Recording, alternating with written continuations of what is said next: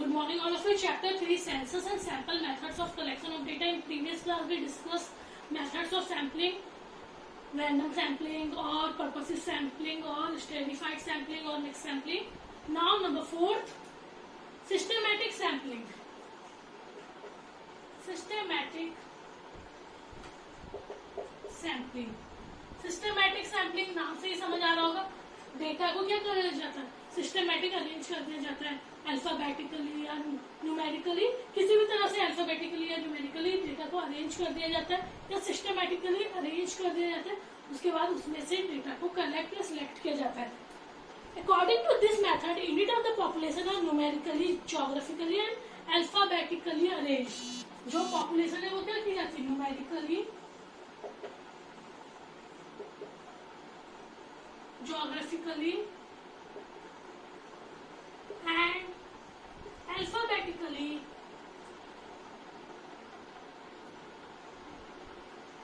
arranged. तो यहाँ पे क्या होता है सब सिस्टमैटिक सैम्पलिंग में? जो भी आपके पास पॉपुलेशन होती है उसे न्यूमेरिकली या ज्योग्राफिकली या अल्फाबेटिकली, जिसका नाम सबसे पहले आ रहा है, जो न्यूमेरिकल में सबसे पहले आ रहा है, तो इन्हें सिस्टमैटिक अरेंज कर दिया जाता है. For example, if 10 out of 100 students are to be selected, 100 में से कितने बच्चे सिलेक्ट करने हैं? 10 लोग सिलेक्ट करने हैं. 10 students out of 100 are to be selected. अगर 100 में से 10 बच्चे सिलेक्ट करने तो हम क्या करेंगे? सिस्टमैटिक वे में जाएंगे. अगर पहला आइटम 5 है तो दूसरा कितना होगा? 15 होगा, तीसरा 25 होगा, 35, 45, मतलब हर 10th नंबर को हम क्या करेंगे? सिलेक्ट करेंगे. अगर पहला 10 है तो दूसरा 20 होगा, 30 होगा, 40 होगा, 50 होगा, मतलब सिस्टमैटिक वे में आइटम्स को कलेक्ट या सिलेक्ट किया जाएगा. For example, if 10 out of 100 students are to be selected for a sample, then 100 students would be numbered and systematically arranged. One item of the first 10 would be selected at random. If the first selected number is 5th item, then other number would be 15, 25, 35, 45, 55, 65, etc. This method of sampling is in fact a shortcut method of random sampling. और ये हमने alphabetically arrange किया है. हमें नहीं पता कौन सा बच्चा कब आएगा. हमने 5वां लिया, 15 लिया, 25 लिया, 35 लिया, 45 लिए. तो ये भी एक तरह से रैंडम सैम्पलिंग है. रैंडम सैम्पलिंग में क्या था? सबको फ्री ऑफ चार्ज मिल रहा है, हम बिल्कुल भी बायस नहीं हो रहे. क्यों नहीं हो रहे? क्योंकि हम सामने वाले को ये रैंडमली हो गया. यहाँ भी क्या हो रहा है? जिसका रोल नंबर 15 पे आएगा, 25 पे आएगा, 35 पे, वो सिलेक्ट हो गया. तो ये एक तरह से शॉर्टकट मेथड है रैंडम सैम्पलिंग का. So it is a shortcut method of random sampling. Clear? तो हर चीज को numerically, geographically and alphabetically arrange करना होता है सिस्टमैटिक सैम्पलिंग में. अगर हम बात करते हैं, अगर हम 100 स्टूडेंट्स में से 10 स्टूडेंट्स को हमें सिलेक्ट करना है तो वो सिस्टमैटिक वे में होगा. जो पहला 10 है तो दूसरा 20वें रोल नंबर वाला स्टूडेंट होगा, या पहला 5वां है तो जो सेकंड जो है वो 15th रोल नंबर वाला होगा. और ये भी एक तरह से रैंडम है, रैंडमली सिलेक्ट हो जाता है किसका 15 है, 25 है. इन्वेस्टिगेटर को नहीं पता किसका रोल नंबर 15 है, किसका 25 है, किसका 35 है. तो ये हम बोल सकते हैं shortcut method of random sampling. Clear? Merits और सिस्टमैटिक सैम्पलिंग. मेरिट्स फायदा क्या है? सिंपल मेथड है भाई. ये छोटा बच्चा भी 10 के बाद अगर 10 नंबर छोड़े जाएंगे तो 20 आ गए, 15 के बाद 10 नंबर, 100 में से 10 का, क्योंकि 10 सिलेक्ट करने तो टोटल 10 लोगों को, मतलब 10 के डिफरेंस में हम चीजों को सिलेक्ट कर सकते हैं. तो ये मेथड बहुत ज्यादा सिंपल मेथड है और इजिली हम इसको क्या कर सकते हैं? इजिली हम डेटा को सिलेक्ट कर सकते हैं. तो number first merit simple method. Number second, तो ये सिंपल मेथड है. दूसरा पर्सनल बायस. भाई किसी को नहीं पता 15th रोल नंबर कितना है, 25 रोल नंबर किसका है, 35, या इन्वेस्टिगेटर को नॉलेज नहीं है कि किसका कौन सा रोल नंबर होगा. अभी मैंने एग्जांपल में बताया. तो पर्सनल बायस की पॉसिबिलिटी बहुत कम रहती है. No possibilities of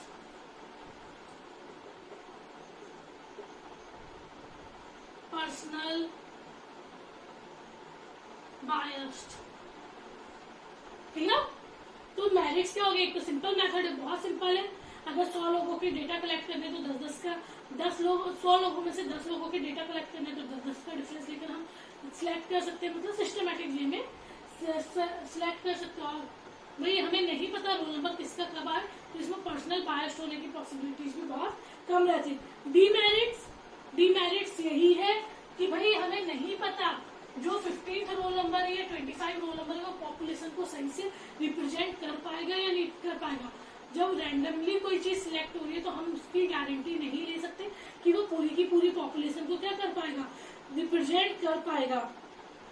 clear? No possibility of represent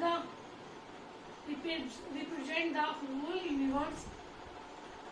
हम ये गारंटी नहीं ले सकते कि भाई जिसे हमने सिलेक्ट किया वो पूरे के पूरे होल यूनिवर्स या होल पॉपुलेशन को रिप्रेजेंट कर पाएगा। सबको इक्वल चांस नहीं मिलता।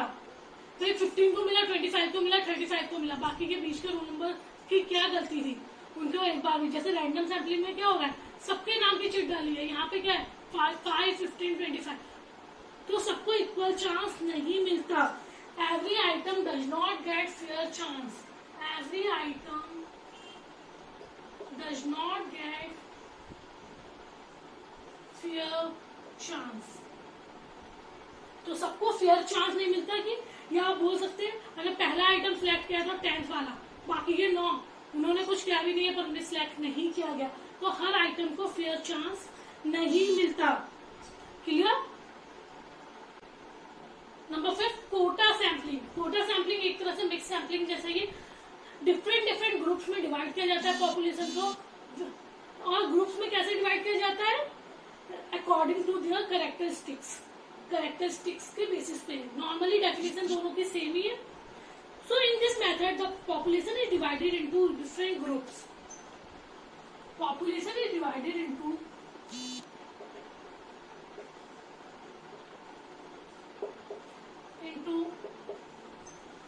different groups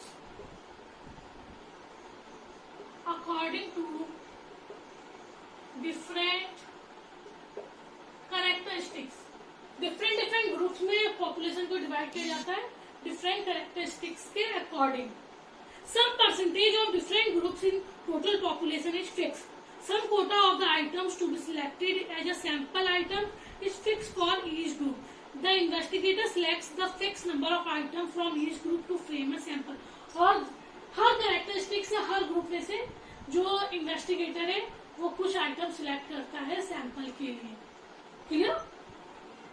this method of sampling is not very expensive. ये ज्यादा एक्सपेंसिव नहीं है, एक इनएक्सपेंसिव मेथड है। तो ये इनएक्सपेंसिव मेथड है, या आप बोल सकते हैं ये मेथड ज्यादा एक्सपेंसिव नहीं है। But there is a high possibility of personal bias. और भैया जो हम ग्रुप में से किसी को सिलेक्ट कर रहे हैं तो यहाँ पर्सनल बायस होने की हाँ, अब इन्वेस्टिगेटर उन्हें ही सिलेक्ट करता है जो उन्हें पसंद है, या वो स्टूडेंट्स को ही सिलेक्ट कर रहा है जो उन्हें पसंद है, तो यहाँ पर पर्सनल बायस होने की पॉसिबिलिटी बहुत ज्यादा रहती है।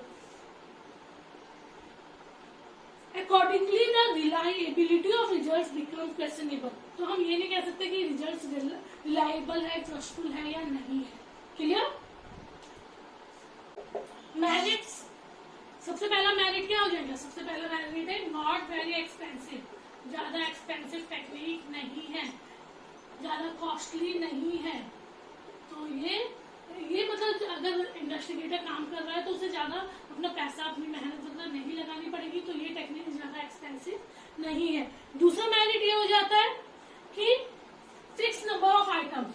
ज्यादा हमें लार्ज एरिया में नहीं जाने की जरूरत है, फिक्स नंबर ऑफ आइटम्स को सिलेक्ट किया जाता है। तो ये मेरिट्स हो गए नॉट वेरी एक्सपेंसिव। ये टेक्निक्स एक्सपेंसिव नहीं है और यहाँ पे fix number of items each group से लिए जाते हैं। डीमेरिट्स में क्या आ जाएगा? सबसे पहला डीमेरिट क्या है? Personal bias. पर्सनल बायस की पॉसिबिलिटी बहुत रहती है क्योंकि ग्रुप में सिलेक्ट करना है। जब बायस की पॉसिबिलिटी बहुत रहती है तो नॉट रिलायबल, या हम बोल सकते हैं रिलायबल नहीं है या ट्रस्टफुल नहीं होता है सामने वाले जो भी डेटा सिलेक्ट कर रहे हैं या फिर आप सैंपल बना रहे हैं, क्योंकि पर्सनल बायस की पॉसिबिलिटीज है तो रिलायबिलिटी की पॉसिबिलिटी बहुत कम रहती है। रिलायबिलिटी मतलब विश्वास किया जाए, ट्रस्ट किया जाए या नहीं किया जाए। क्लियर? Number 6 convenience sampling. तो इसमें क्या होता है, जो इन्वेस्टिगेटर है वो अपनी कन्वीनियंस के अकॉर्डिंग डेटा को सिलेक्ट करता है, सैंपल्स को सिलेक्ट करता है।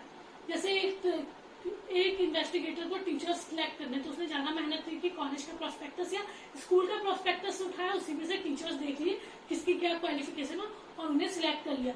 तो इसमें क्या होता है, ये एक सिंपल मेथड है, क्योंकि यहाँ पे क्या हो रहा है, अपनी आप बोल सकते हैं कन्वीनियंस के अकॉर्डिंग या अपने कन्वीनियंस के अकॉर्डिंग डेटा को सिलेक्ट किया जाता है, सैंपल को सिलेक्ट किया जाता है। So under this method sampling is done by the investigator in such a manner that suits his convenience. Data कैसे सिलेक्ट किए जाते हैं, data are selected by investigator for suits his convenience, अपनी convenience. For example, an investigator may select a sample of teachers merely by referring to college prospectus. For example, an investigator may select a sample of teachers merely by referring to the college prospectus. जो college prospectus है उसके according उसने क्या किया, उसे teacher select करने थे या टीचर्स के सैंपल्स लेने थे, तो उसने कॉलेज का प्रोस्पेक्टस उठाया या स्कूल का प्रोस्पेक्टस उठाया, उसमें से टीचर्स सिलेक्ट कर लिए। This method is the simplest and least expensive. तो मेरिट्स क्या हो जाएंगे, कोई ज्यादा मेहनत नहीं लग रही तो सिंपल है, और लीस्ट एक्सपेंसिव बहुत कम खर्चा लगता है, बहुत ही इनएक्सपेंसिव मेथड है। तो मेरिट्स क्या हो जाएंगे, simple and least expensive but unreliable.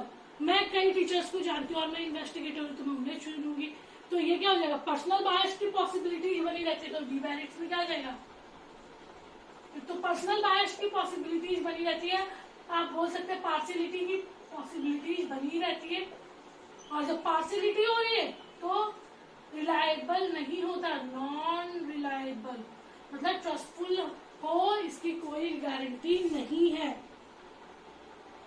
तो ये डिपेंड करता है कि इन्वेस्टिगेटर कैसे डेटा को सिलेक्ट कर रहा है। Clear? Thank you. Chapter complete.